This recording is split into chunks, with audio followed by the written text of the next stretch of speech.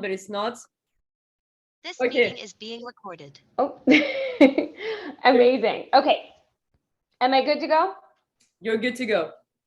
Beautiful. So as I mentioned, there are a number of different tools that you can really utilize for job hunting, everything from using directly on the company's website to the one that everybody's familiar with, LinkedIn, to the Indeeds, the aggregators of the world, and also the specialized sites like Working Not Working. For our purposes, I think it makes the most sense for us to talk about the ones that I see as the most successful, which are the ones that I use most as a recruiter, which are essentially going to be anything that is requiring a company to pay for it. So that includes mostly LinkedIn and Working Not Working. Those are the two that I use the most.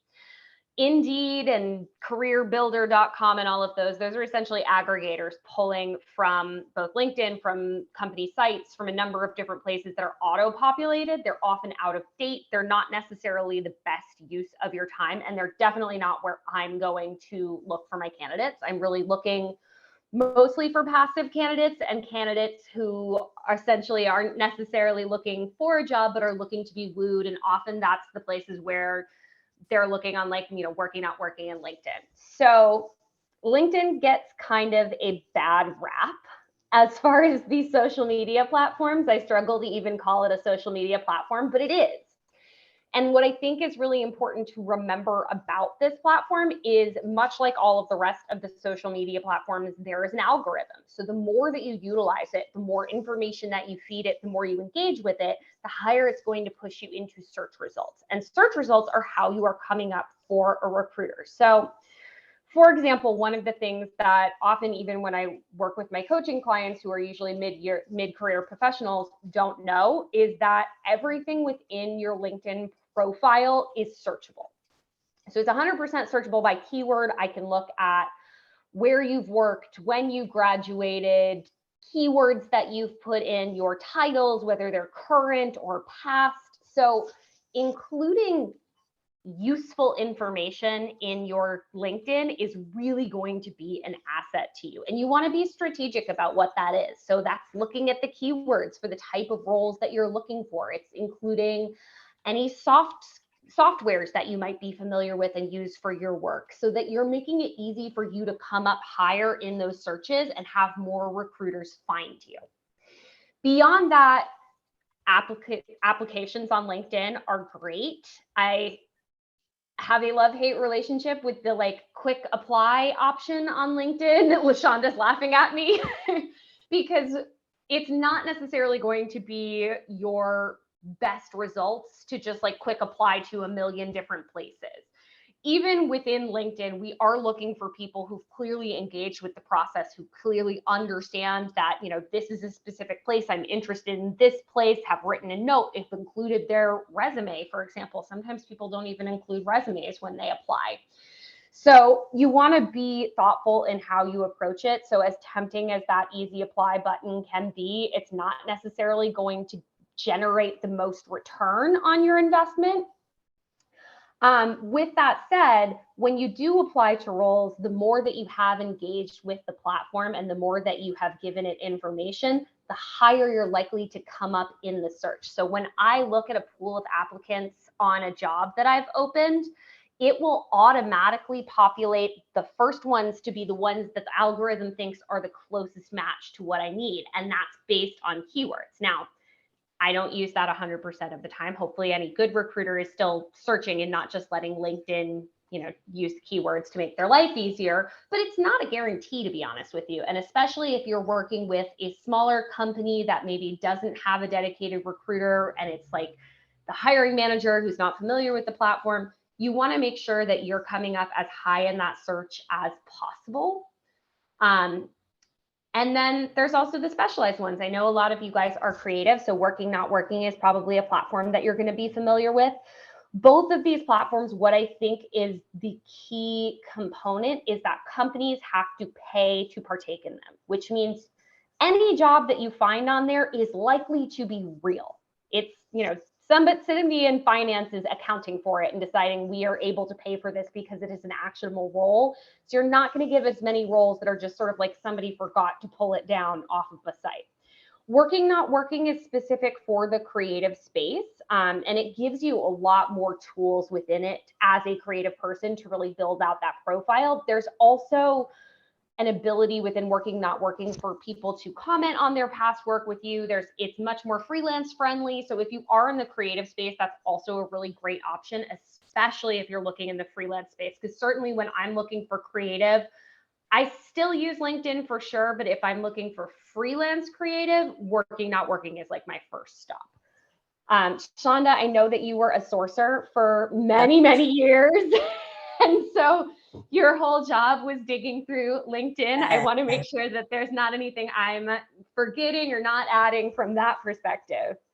Yeah, and I will tell you guys, will give you kind of like just a landscape of a recruiter versus talent sourcer. A recruiter is really working directly with the client to identify the right candidate for the job. The talent sourcer is literally going out there and hunting down the talent and is in partnership with the recruiter. So at Creative Circle in my previous life, that's all we used to do. That's what my team would do. We would work with all of the markets to really identify creative talent to match with our clients' needs were. And Ace and I were actually in the same office, and I supported her doing talent sourcing. But there are passive websites, including Working Not Working, that you can use for free, where a talent sourcer that is on a recruitment team will utilize. So some examples, and I make sure I'll drop these in the chat, are like Behance, Carbon Made, Dribble. These are 3 websites that were just like in my toolkit, and they're free to you. They're free to put your portfolio links, put your portfolio pieces. Even if you're not a quote unquote creative and you're maybe on the marketing side, you can still put case studies on there. People are still looking. Now, traditionally at advertising agencies, like in Ace's case, she is using LinkedIn, she's using Working Not Working, because those are resources that the company is providing for her. But you'll see in the creative staffing space for the creative groups of the world, if you're US based, or Creative Circle, or 24/7, whatever staffing agency you decide to work with, and you can work with all, I say put fillers out, because they will do the work for you. They're going to push you on, and they will find you on these different websites because they're free. So it's a limited budget with staffing agencies. They really don't put that much money into these recruitment resources. So we had to be innovative, my team, the sourcing team, but we got the job done. We're able to find talent that way. So don't close off any like access points that recruiters or talent sourcers specifically can find you on. So those are the only things I will add. There are so many different websites we used to use, but I think Dribble is like kind of premium. I would say Working Not Working is like the mecca, and then under that is Dribble, and then there's Behance, and then there's Carbon Made, which is kind of so I would definitely recommend creative or not, however you categorize yourself, whether you're a social media manager, film production, art director, copywriter, doesn't matter. Get a portfolio out there, especially if you're in the process of building a website. I will say that as it gives you a good way to put your work out there while you're working on your portfolio. Very cool. Very cool. So I guess to summarize, like we're really thinking about building up your profiles on all of those places to be able to kind of beat the algorithm and like make sure that you have the right keywords, make sure that all the experience is out there so that you can pop up on those platforms and either get seen by the recruiters or get found by the sourcers. Do I have it correctly before to kind of, is there anything else that you want to be adding on your end, Ace, in that first part before we kind of move on towards the second one? Include your clients. Knowing what kind of verticals that you've worked on, like if you worked in beauty or you've worked in fintech or you've worked in pharma, that's super, super helpful for me as a recruiter because it allows me to know what of my jobs you might be a fit for, which means that I'm more likely to reach out for you. If I've got like an open beauty job and I see you've worked on L'Oreal, then you're a shoo-in for that conversation. I will add to that is one thing that I know to be true still is like on average, recruiters spend 4 to 6 seconds looking at resumes and under 30 seconds looking at portfolios. Yeah. So logo recognition is everything. Branding and marketing is everything. So to Ace's point, if you do have work and you have a cover image, make it the logo. of the company, whether it's Nike, even on your portfolio, even if it's spec work, just make sure you put that as mock work and not your own. But logo recognition is everything, and even on resumes. Like even if I'm looking and I see a Nike, I'm like, okay, cool. I might spend an extra 5 seconds on that resume. It is everything. That's like the chef's kiss to on like getting seen and identified by a recruiter or a talent sourcer. Yeah, I mean, any of you who've done a coaching session with me know that I tell you that recruiters have the attention span of a guppy. So like spoon feed me the information, make it obvious, put it right there on your portfolio. Always have a hover over on each project telling me what it is and what you did it for. I love it. Great. And guys, we're gonna go again through those quick, those sessions are gonna go quickly, I know, but we're gonna be able to come back to them. Okay, so start thinking about questions on that specific part. But I think that I'd love to kind of move on as well as like, if you do get seen, right? If you get that recruiter or that sourcer that finds you and that's like here. So I guess Shonda, maybe a question for you to start as well is like, you're the one who came up with this concept of being a cultural ad and not a cultural fit. So can you tell me a little bit more about what that means and how can people leverage their soft skills? Yeah, I think a long time ago when I first started my own personal job search in advertising, a lot of people are like, well, you need to make sure you fit into the culture of the agency. And I'm like, but really, do I? I'm uniquely who I am. And I feel like I can bring so much more to the table and not dim my light. So that is where this being a cultural ad and not a cultural fit kind of thing that I've been saying for almost probably 8 or 9 years now. And I use it as a reminder to myself as I'm interviewing for consulting agencies or whatever it may be. But you have to look at yourself as a brand. That's point number one. More so than ever, people are acquiring like hard skills, like knowing Photoshop, knowing, I don't know, like databases, things, whatever your profession requires. Hard skills are great, but you have to stand out amongst the crowd. When you're going into your job search, you really, really have to think yourself as a brand, as if you like your favorite brand. One of my favorite brands is Nike. I will reference it all the time. I think they do a great job at storytelling. So what is the story of you? That's the biggest thing, is like cultivating the story of you and being able to not only through your portfolio, resume, but interviewing processes, being able to speak to who are you natively and find your zone of genius and market off of that. So the soft skills is your DNA. I will say a soft skill is like, I love to teach. I get so passionate about it when I'm in some of these coaching sessions with you guys. I'm super invested, but I know that is me being a cultural add to this amazing organization that Laura has already built. But that's me bringing myself to the table. So all of us have like our zone of genius. We have our special, unique, I would say superpowers to add to the dialogue and add to the conversation. Now you may be asking, how does that translate into a portfolio or even in interviews? In your portfolios, when I'm looking, and I still do some recruitment talent sourcing on the side to help my friends who are entrepreneurs, I'm looking at what are your quirks? What makes you uniquely you? What does your about me section say? Like, it's cool. I know who you work with. You might have done Nike, whatever. I don't care. I care, but I don't care. My whole thing is, at this point in time, a lot of companies are really getting clear on their mission and vision. They have values, corporate social responsibilities. So when you're looking at companies, number one, make sure you're aligning with those values. And then additionally showing them like, oh no, like you need to hire me because I will be such an asset to your organization. Not only I can do the work, but also culturally. So being a cultural ad is adding to like kind of this mission, vision, core brand values that they're trying to bring to light. So example, it's really hard to get into Nike. They're not looking at the best graphic designers. They're really focused on people skills, soft skills. And that's like, how do you show up? How do you show up as your whole self every single day? So I would say, yes, bring your work, your core work and great work to your portfolio and your resume. But the selling point and the through point is going to be being able to sell your soft skills. And don't make them up. Some of us are introverted. Some of us are extroverted. Lean into that. Lean into who you are. And I know we range in age here on this call. you're going to figure it out. You're going to figure it out as you start to work with different professionals, start to be in different environments. You're going to start to see how you become a value add to the teams that you're on beyond just the tangible work that you can do. You might find that you're going to become a great leader. I never wanted to sit here and do this, y'all, but here I am, right? So I was able to kind of find that in my journey of like, okay, so what are the soft skills I have? Like what makes me uniquely me? And it's just showing up as myself. I'm never going to change who I am at all. And Ace is the same way.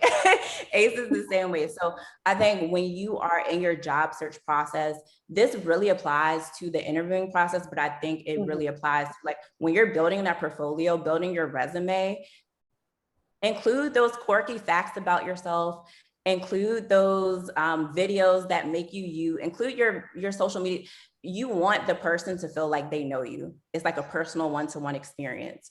And then we get to the interviewing process, that's the sell through. Like your resume portfolio got you in the door, you sitting in front of them, you don't have to sell yourself, you just be yourself.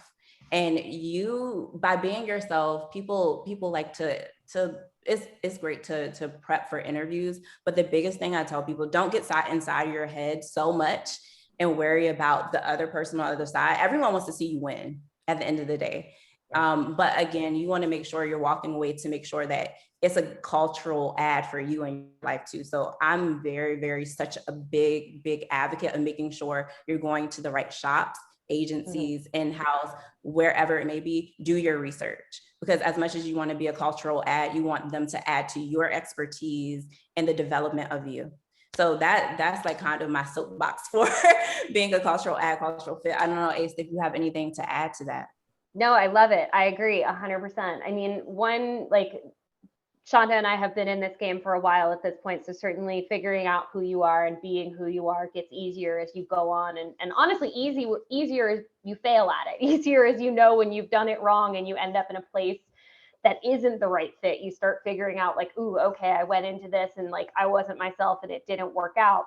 But this is really the part where you need to remember that an interview goes both ways. And less so with a recruiter. Like I'm not on the teams. I don't work with people every day, but once you start talking to a hiring manager, you want to be interviewing them as well. Like what's their vibe? What type of manager are they? What does that team look like?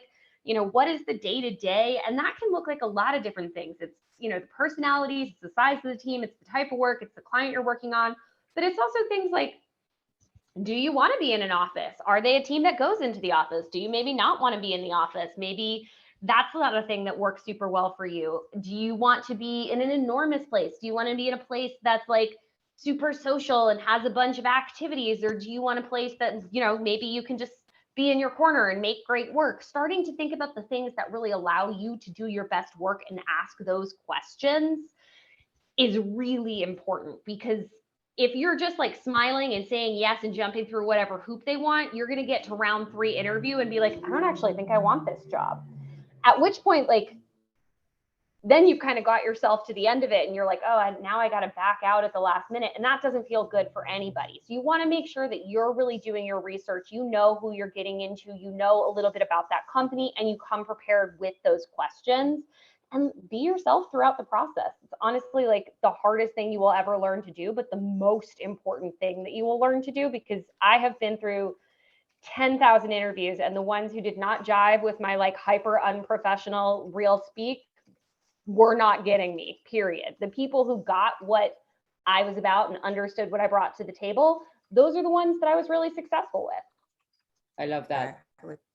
I love that. And I think that's also, it's really cool what you're talking about, because when we're preparing for interviews, I have a tendency to tell everyone like, oh, you need to also kind of tailor, you know, your pitch towards like the company and everything. So just before we wrap up and we go towards part 3, like, what would you say, you know, what would that process be for you, for Shonda, for example? Because I have a tendency to tell people like, you can't tell them that you're, you know, something that's completely 360 degrees from what you're applying for. Do you think that's okay actually to say like a goal that might be completely unrelated to this business? Like how, you know, how do you prepare for that? Because I think that's a question that a lot of people ask themselves, like how do they tailor to each person that they're talking to when they're interviewing? So I will say, comes out in my talent sourcing days, is like, I'm a stalker. I will interview these hiring managers these recruiters, I will know who their dog's name is before I even go into the interview. So I can truly understand who they are, because like Ace was saying, you're interviewing them too. Like I dropped this in the chat because it's so important. You're interviewing them too. Your questions are as valid and as important as theirs. So I think when you are in interview prep, I say step one is do your research. Not only just going on the website of the company, research these people on LinkedIn, learn like, what are they talking about? Are they putting out thought leadership pieces? Like what, like, are they on social media? Like what are their interests? Because especially if you know this person is going to be your future boss, you are going to want to be invested in knowing what they think, how they think, what they're interested in, because you're going to be spending a lot of time with them. And also too, I think the traditional interviews have grown. It's so shifted so much because of the pandemic. I think we just socially, especially here in the States, are just like a little bit more lax. So it's like, no, show up as your full self. Show up as your full self. Don't be afraid to say certain things. And also too, there's, again, lean into your personality. If you're introverted and you know you aren't trying to be this bold like person that's walking in the room, lean into your introvertness. Be intentional about the questions that you're asking. Really be strategic about it. So I think it's definitely setting a strategy, but the first step on that strategy train is to do your research first and tailor the questions to them. And it's okay to say things that are forward thinking, especially as a junior professional. I want to know, as a leader and a manager, I'm investing in my employees. I'm not just being a boss, I'm being a leader. I'm pouring professionally developing them. So if I hear forward thinking things of like, oh, well, I want to be a senior art director at an agency, I'm just going to be like, yes, my job is to get you to that point. Right. And again, this is where it's important for you to go and do your research and making sure you're interviewing at the right place, because you, to Ace's point, you would hate to get there day one and you're like, I kind of faked this interviewing process. This is not a good fit for me. Right. So ask those questions, do your research. And also a good question I always ask to the hiring managers is like, what led you here? What do you love most about this company? Like what type of professional development, like what are different things that you have learned and have grown you professionally? What can I look forward to if I become part of your team? So I think that is a good question to keep in your toolkit. Perfect. And I think that that actually really leads us as well to part 3, right? Because you're talking about how important it is to like basically do your research, right? And like being intentional and creating boundaries. So let's go into that, because we're hitting the half hour and I want to make sure that we're able to kind of have at least 5 or 10 minutes on that before we break it to a Q&A. So I guess Ace, you were going to jump on as well on your end, but what does that mean to be intentional? Yeah, so I mean, this is honestly the part of the presentation that was created for the me that graduated college in 2010 and like panicked in the middle of the recession and sent out 300 emails, and resumes and follow-ups and phone calls a day and basically drove myself insane. That's not going to get you a job. It's just not. So part of being intentional about your job search is slowing down and really paying attention to the things that get you excited. Like if you're reading a job description and you're like, you don't need to apply to that. Honestly, like there are a million other jobs that you can take while you look for the perfect one. Like I bartended for years and that's an amazing thing. I met so many creative people while doing that. It's not in your best interest to be applying to 30 jobs every day that you're not excited about. So when you are looking at those applications, one, if there's an actual open job, that is amazing, wonderful, definitely apply to that. If it's a company that you're excited about, if it's a brand that you're excited about. If there's not an open job and you're just really stoked on that company or that brand, it's still totally kosher to find a hiring manager, to reach out directly to the recruiter. I hire people who reach out to me directly in like just a, hey, I think this place is cool, all the time. It's cutting through the noise, because honestly, I have like 200 applications on each job. It's a lot easier for me when somebody just reaches out and says like, hey, I think that the Fearless Girl work at McCann was really dope. I'd love to be a part of it. But with that said, for me, in the times in my life when I've been deep into the job hunting, like those have looked very different. They've been happy points, they've been low points. Creating schedule for myself was really important so that I wasn't just like sitting in front of my laptop staring all day waiting for that email to come in and be like, congratulations, you have a job. So what I did in the beginning, especially when I was much younger, when I was like before I became a recruiter, when I was still working in new business and ad agencies, was I would create a schedule from like 8 a.m. till noon. This was when I was unemployed, so I had more time on my hands. From 8 a.m. till noon, I would do all of my business stuff. So sending out resumes, updating things, taking care of LinkedIn, responding to messages, setting up any interviews, doing any follow-up. And then at noon, shut the laptop, because it was important for me to have space to not just constantly be staring at this blue light that we know like absolutely destroys your sleep cycles and makes you a miserable human being. I would close it. I would go outside. I would walk. I would call a friend, like do whatever you can to just get out of that mindset and reset. And then at the end of the day, like I'd check, I'd follow up, if there's anything I need to respond to around like 4 p.m., I'd do that. But then that's it. Like make it kind of a compartmentalized piece of your life so that you don't become so obsessed and terrified of it. Because I think that's what leads us to these reactionary moments where we're like, I have to do well in this interview. I have to get this job. If I don't get this job, my 5-year plan's not going to happen. And honestly, like 5-year plans are chaos, and we're in the middle of a pandemic. So like, who knows what could happen in 5 years? So I think it's really important to just focus on that next step rather than like 6 steps ahead of yourself. Yeah.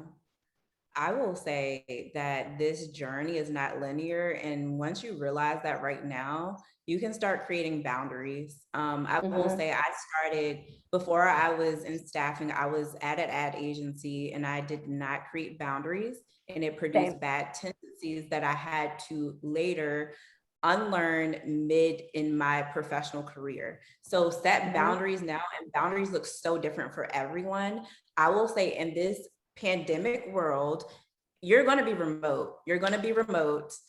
Or there might be a likelihood you will be remote. I was coaching someone a couple of weeks ago, and they want to be in a physical building, but where they're interviewing, they just let go of all their leases. One thing that you can ask for is, I want in my package a co-working space or a seat at a co-working space. Like create boundaries, and it means like starting your day at a certain time and actually closing your laptop, separating your personal space and your professional space.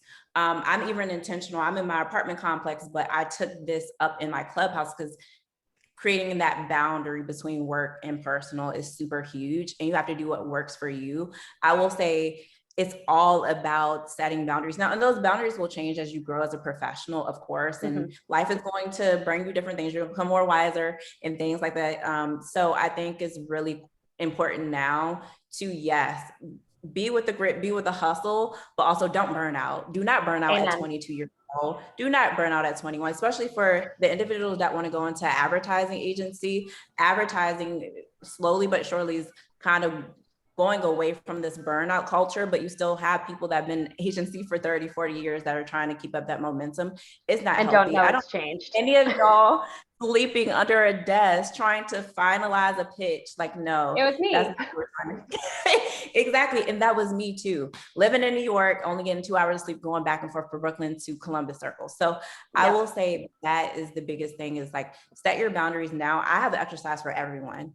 In your next internship opportunity, I know it's an internship, or if you are taking a junior position job, set one professional boundary and one personal boundary that you will abide by for a year, and start that now. Start saying it's okay to say no.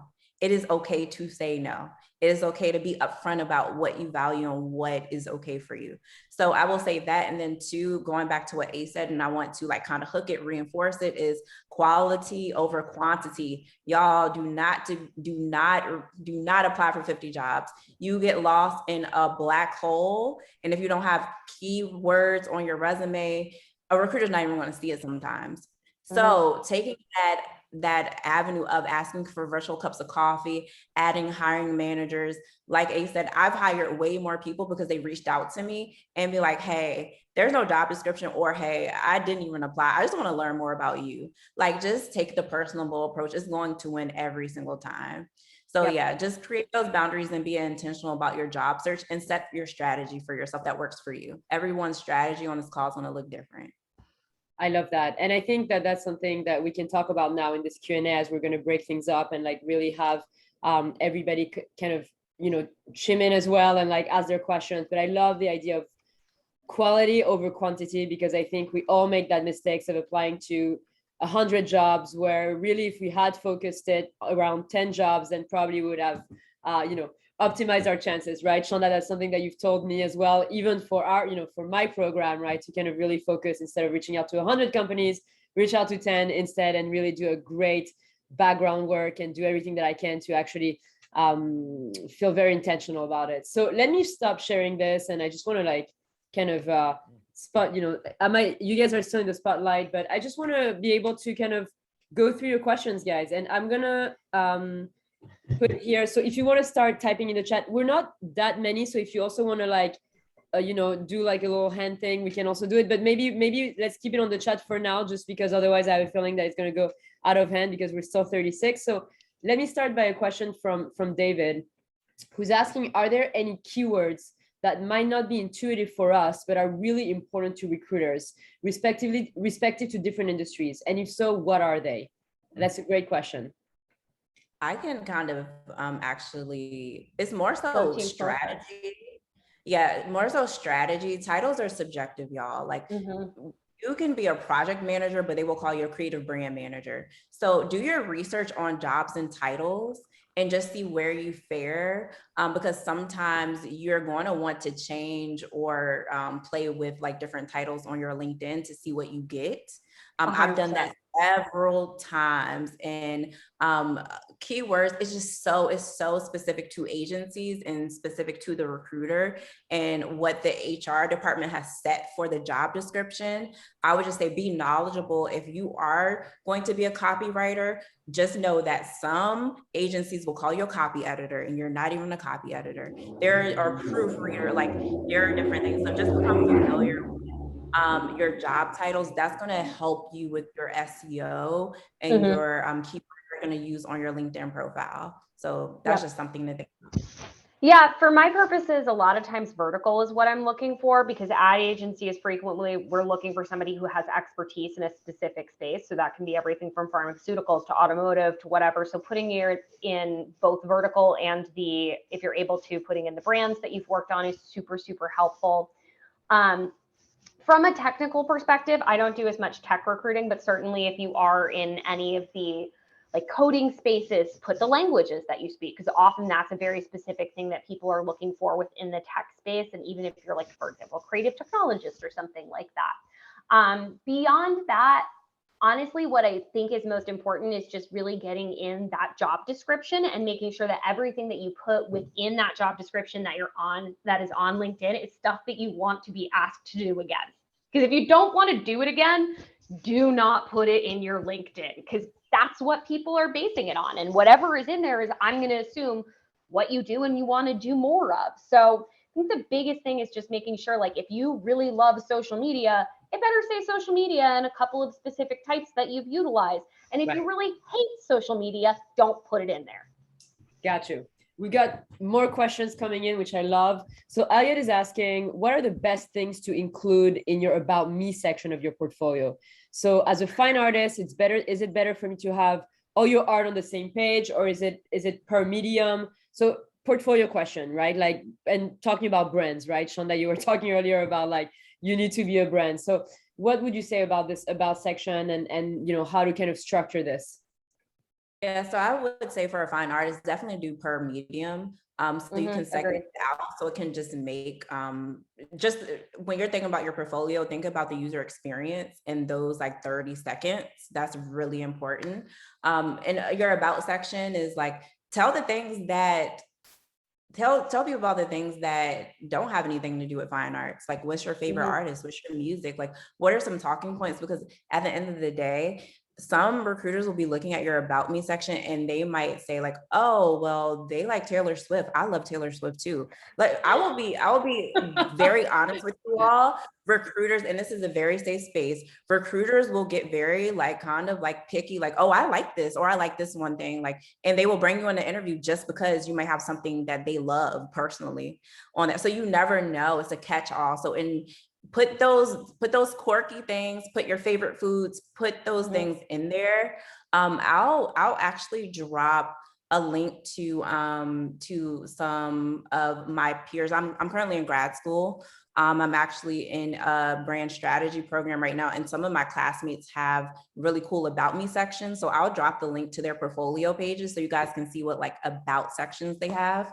So you can get like an idea of what people are doing nowadays. I will also go that this is a great place to include information that I might not otherwise know. Like, let's say, for example, I'm once again hiring for a beauty job and you have lots of experience, but you don't have experience in beauty. Passion and interest counts immensely. So if you have lots of experience in entertainment or you've designed a bunch for CPG, but you've never done beauty, if your about section is like, and on the side, I'm a beauty YouTuber, I'm like, bingo, got it. So that's a great space to tell me things that you're passionate about that might be applicable to job, might not be, but also I may know that like maybe my hiring manager is also really into that. Maybe I think you guys will just personally get along. So it's a good way to just add in those extras. That's really cool.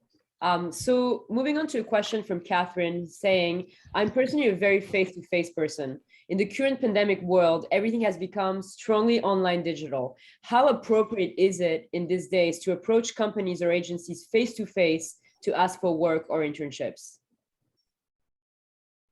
Tough like question. If they go into the office?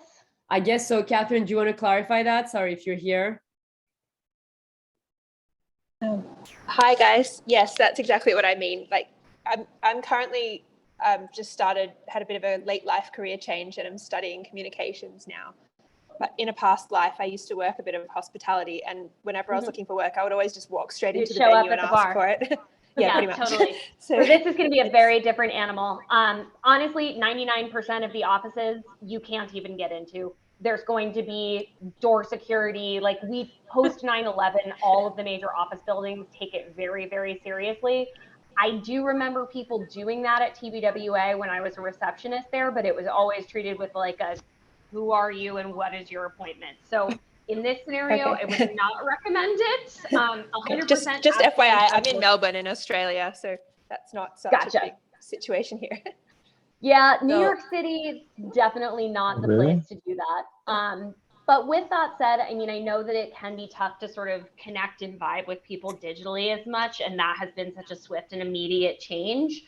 It is totally reasonable on, say, like interview 2 or 3 to suggest like, hey, I would really love to, if possible, meet the team. Is it possible that we could meet outside somewhere and do an in person? It's distinctly possible they will say no for a whole host of reasons, but at least you're putting out there what your interests and intentions are. And then honestly, based on that feedback, you can read that response and see if it makes sense for you. Great. Okay, thank you. I would also add really quickly, I think we're such in a digital age that people don't understand the power of analog, like thank you cards. I actually got some of my internships in New York by actually sending my resume through snail mail. Did not think it was going to happen. Yes, this was like almost 10 years ago, but I would pay more attention to that than receiving like LinkedIn messages or things like that. So maybe that's something that you guys, depending on where you are geographically and what it looks like, maybe if people are in the office and you can't get that face-to-face, that is one way of showing them like you're thoughtful and intentional about it. And you're just going I do love a thank you note. Yes. One of my candidates that I just hired sent me a physical thank you note in the mail, and it was like one of the nicest things, because as a recruiter, we never get that stuff. That's really cool to know. So that's a great technique as well to like really make an impression. And so Alexandra is asking, how to be confident in an interview? And what do you do when you have 2 different career paths? For example, I work in accounting and I got a bachelor's in it, but I recently found out that I have a passion for graphic design. That's a great question, because I feel like a lot of people might relate to that kind of, being a little bit in 2 directions. Shonda, I will let you take this since you are on career number 2. Yeah, so actually, again, when I say your path is never linear, just lean into the journey. I've been able to, I didn't know how I was going to make sense of all of my skill sets, but it found its way in me finding my own agency and entrepreneurship. So I was able to leverage, I went to school for fashion, But also too, I pulled nuances of my creativity from my fashion degree. I got a comms degree, pull that PR experience, but also too, like your accounting background is going to help, especially if you become a consultant, freelancer, like just lean in, take those different things from your degree. Don't think, oh, I have to use all that I learned in this whole degree. But if you have a passion for graphic design and you have an accounting degree, that makes sense to me. That's a good formula for like starting a consultancy. And also too, I want to throw this out here. You can still be in the workforce full time and still consult. I've done it for the past decade, but you can also work for yourself while still working in the corporate space. So 100%, just yeah. I know that. lots of people who freelance as designers who have like a different type of day job. That's absolutely a thing. And maybe that's a great way to kind of shift from one to the other, and eventually the balance switches. I do want to address the confidence piece because that's really hard. And I know that that's like especially hard depending on how you interface with like the digital mediums that a lot of interviews are in. There's no secret sauce, to be honest with you. A lot of that comes with practice. And there are cheat codes that feel a little bit silly, but are actually pretty effective. Like having your friends ask you basic interview questions, that does really help, because the biggest thing that it comes down to, especially in a first interview, is getting comfortable with telling your story. And it's not natural for us, right? We're not taught necessarily to talk at length about ourselves and how great we are. Like most of society teaches you not to do that. So it is a little bit of a new skill. So honestly, it's just practicing. I subscribe to the belief that I will take just about every interview that comes my way because it's good practice for me. And it's also great just to like start networking. I might not be the person that they're looking for, vice versa, but maybe I know somebody who is. And honestly, this is how you become a recruiter, basically. Like, literally, oh, I'm not right, but you should meet this person. But that's a great way to just start practicing, is even taking some of those like lower stakes ones where maybe it came to you, maybe you're not super interested, but you never know where those things can go. Maybe it's a good network opportunity. Maybe there's a better opportunity that they haven't thought of you for. So it's really just about practice and putting yourself in that position as much as you can. Love that. I have one more thing to add. I know I want to be mindful of time, but one cheesy thing that I learned from my CMO of my previous company, and psychologically actually works, and I do it before all my pitches now, since I'm pitching to different clients, is get in front of a mirror and do the super person pose for 30 seconds and just smile at yourself, and it actually works. Because you're laughing at yourself. You're just like, I look like an idiot, so here I am. And you're comfortable. It's like breaking down that nervousness as opposed to like, oh yeah. And also too, I used to keep a journal of wins. So every time I would have a professional win, I would write it down and I would share it with my friends and we would celebrate it. And that keeps you into like, oh, I actually know what I'm doing. I'm actually doing something. But also to make sure you keep your friends around and keep you humble. But like, it's a good balance. I have a nice folder. I love this. So Elliot is asking how to find a hiring manager and how to ask them to reach out on your behalf. I think that's a legitimate question, right? It's like, where do you even find those hiring managers? Some of it's guesswork, to be honest with you. You might not always get the exact person for the exact job that you're looking for. But for example, if you're looking to be a designer, if it's a small company, a creative director is probably a good place to start. They're going to be in charge of the department. And if they're not the right person to talk to, they might be able to put you in touch with it. If there's a recruiter, that's always the right place to start. Recruiter is basically like your shortcut to getting to the hiring manager. But beyond that, some of it's just a little bit of guesswork. In LinkedIn, just like, how to use the tools part, sometimes it will note the hiring manager, but that is an option they have to choose to do or not do. So that's not 100% guarantee. But honestly, a lot of it is just LinkedIn stalking, good old fashioned LinkedIn stalking. Love that. Actually, somebody just asked a question, which I think is relevant to what you were just saying. What is the extent do I have to engage with the LinkedIn platform to appear like in the algorithm, right? As you were talking about that algorithm, like, for example, frequency of posts, how frequently do I update my profile? And do you guys recommend LinkedIn Premium? Does it help with the job search? No, do not get LinkedIn totally Premium. Not worth it. Don't listen to them. Just like, well, this is just like best practices, marketing practices, and how the algorithm works. Like, comment on things, celebrate people, like but also too, like post articles that are interesting to you. Write. I do Repost this things about places you want to work.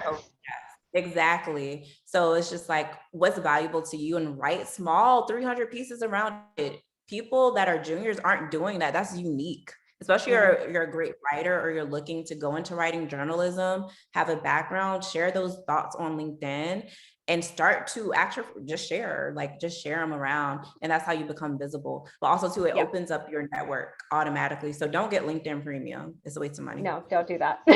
LinkedIn's gonna find us and be mad at us. Yeah. So does that answer your, I hope that answers your question, Chang, but it's, I think probably let's because there's so many questions that are coming through. Perfect. So Georgie's asking, as ABI has locations globally, would you say that culturally there are different ways for the interview process? You know, how would you approach learning about the niche interview etiquette in different countries or even different companies? I think that's a fantastic question because we're pretty global here in this crew. So how do you approach that? It's true that it's completely different, even as a French person, which is the Western world, completely different to like pitch myself in France than in the US. Like, I would totally be cocky in France if I were to pitch myself like the US way, right? So how do you tackle that? Yep, that's hilarious. My first professional interview was with our mutual friend who is French. And I remember thinking he was like so uptight and buttoned up, which I am not. So I'm actually still shocked that he hired me. I mean, I think to an extent, there's a little bit of Google can be your friend here. You know, Googling best etiquette for interviewing in blah country is going to help you. Some of it might be, if you know anybody there, asking like, what's the general culture? What is it like? Familiarizing yourself with that part of the world and what their culture is like in general will help. But some of this, to be honest with you, is going to be a little bit of trial and error. Yeah. I would say the biggest thing is relationship building. Look around the room, this virtual room. You have your network here. You guys are in different locations. You can teach each other so much stuff. Stay connected, because you never know. You might be like, Shonda Ace, I have an interview in New York. What do I do? Like, you can phone a friend. Yeah, phone a friend. So I would say networking is key, and keep your ABI classmates super close, because you guys are going to be valuable to each other. That's true. That's true. So I've got a few questions about portfolios, actually. So David is asking, when it comes to putting previous works, clients and logo on LinkedIn, resume, portfolio, how do we approach this wisely, especially in case our employers doesn't want us to overshare publicly? Is it okay to market our contributions to various projects to employer, or should we not take credit since it is technically the company's teamwork? How do we market our contributions to projects without making it unpleasant? I think that's a really good question, specifically for juniors, and a lot of them cannot share, right? So how do you tackle that? It is a good policy, regardless of where you are, how old you are, to get permission before putting anything in your portfolio. Just start that as a policy now. 90% of the time, they're gonna be like, absolutely. Worst case scenario, they're gonna be like, it hasn't launched yet. Like, wait until 3 weeks from now. If you absolutely cannot put something in your portfolio, which will happen, keeping a PDF is an option. Generally speaking, a recruiter is sort of we know everybody's secrets, so we're not going to disseminate that information. Password protection parts of your portfolio are also an option, but generally speaking, companies understand that while you are part of a team, you are a contributing factor to creating that work, and you're going to want to get credit for it. Love that. Shonda, anything to add before I move on? There's 2 more questions that I want to address, because I'm also mindful of the time, guys. We're almost running out of time. So no, is there anything you want to add? No, Ace hit the, I was going to say password protection is everything. And also too, like, if you're signing an NDA, do not put it on there.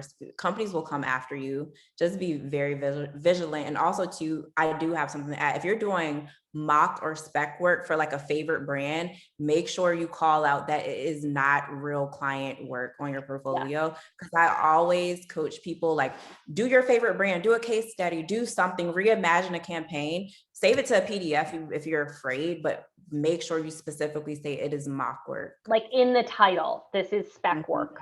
Yeah, that's a really great comment, definitely. Tanvi, you were asking a question. I just want to understand, would you guys recommend including really specific projects for example, in a different language than English, or prioritizing them less than English, since I was recently told that those projects may not have an impact. Tanvi, I'm so sorry. Do you want to just explain to me really quickly what you mean by that? Yeah, sure. So recently, someone told me that like projects that are in like different language might not have an impact in like a country like New York City because like recruiters may not understand them. So do you think if I have like projects in a different language, should I prioritize them less than like languages in English, or should I sort of put them there because they speak culturally? Shonda, correct me if I'm wrong, but it kind of depends on the context. Like if you're a designer and I can get the gist visually, then it's totally cool to include it. I mean, I've hired people from all over the world. If you're a copywriter and you're applying for an English language role, that might be a little bit more difficult, and you are going to want to tailor to your audience a little bit more. Yeah, and also too, like if you are international, trying to come to an English speaking or based country, like you can develop a PDF, or again use one of these other websites like Behance, Carp. Like you can like do an English standing portfolio, so you can still keep your website in your native language. And also too, I've experienced like Google tries to translate these. No, just try to get something that's like a PDF, especially if it's like English facing. But you're right, Aislinn. So I've got one last question here that we'll take before we wrap this up. It's like, how can I make my interview seem more like a conversation instead of an interrogation? So coming back to the interview question, I guess, which I like. And I think it's a good conclusion for us. Shauna, you want to start on that one? Well, I think so the thing is again, leaning into your skill sets, your soft skills, like recognizing like some people just aren't conversationalists like at all. Like I love conversational interviews, conversational presentations. That's my style because I'm very laid back. Ace and I are pretty much like kind of the same way, like we're really laid back.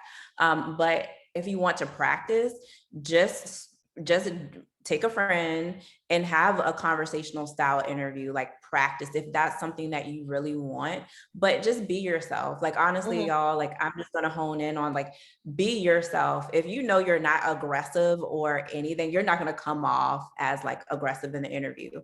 Just be yourself. But if you are desiring that, like, oh, I want it to be like free flowing or conversational or like relaxed and confident, because I do think conversational interviews, this might be subjective, do exude a amount of confidence that I love, because it seems like the person's just flowing. Practice. You can just practice, like just do it with your best friend, do it with a family member, but just talk through different questions. And also to get out of your elements, go walk and do it. Like do different things where you're in your comfort zone. So that would be my my recommendation to make it like less like aggressive. It's just like practice in more natural elements. Yeah. I would also say, like, if a conversation or an interview feels really forced, that might be an indication that it's not the one for you. Like that, it really does come down to as simple as that. Like if you are having a conversation with your direct potential manager and you're like, oh, it's pulling teeth and I don't really know what they want and it feels uncomfortable, you probably don't want to work for that person, because that's probably going to be how working for them feels. That's a great point. Amazing, guys. Thank you so much for joining this, conversation with us and with Ace and Shonda. I really hope that this was helpful for you guys and that you got some kind of, key points here that you can apply. Shonda is starting this. If you guys want to pop your LinkedIn in this chat, you want to connect with each other, and you want to add each other to contribute to that as well, because I'm sure that if you have a LinkedIn profile with 3 friends as well, that might not contribute to the algorithm, certainly. So if you want to connect with each other and actually make meaningful, connections, that'd be awesome. So I'm going to let people here. We're going to hang out for a second, and basically I'll put like a little cute last, thank you. And if you have, of course, questions, of course, you can reach out to us. No worries. But Shonda, Ace, amazing. Thank you so much for this first kind of chat. It was so cool to hear a little bit about your perspective on all those issues. No, it was great. Thank you so much. And you all, please, if you want a virtual cup of coffee, I'm opening it up to everyone. Message me if you have questions too. Ace and I are a resource for you. We're your untraditional recruiters and will always be, and we're open to answering those questions. So like if it is something that you're afraid to ask, like just reach out to one of us and we got you. Yeah, and definitely, I mean, just to echo what Laura said, like make sure you're all connected with each other because you guys are each other's best resources.